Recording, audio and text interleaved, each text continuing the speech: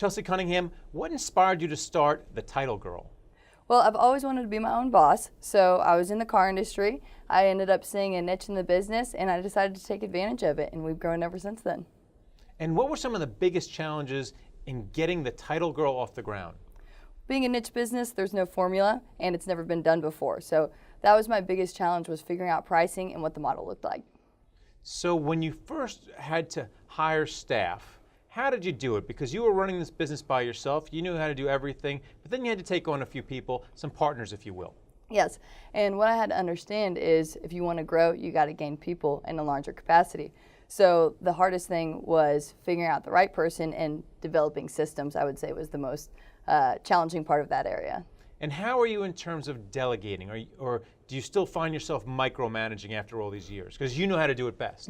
Absolutely no micromanaging. So I love to hire the right person. You can train skill, but you can't train character. So find the person with the right character, train them with the skill, and move from there. What about marketing your business? How do you get the word out? Guerrilla marketing. So box of donuts and showing up on the doorstep is the best way to do it. Our slogan is we don't drag our heels, so we're in that dealership and we're closing that business.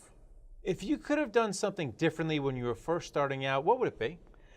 Oh, that's a tough one, Greg, but I would say, never stopping. That's what I did. I probably would have planned a little better is what I would have done, but I think the ignorance is bliss when you're first starting. And what about your growth plans? What are they? How big you want to get?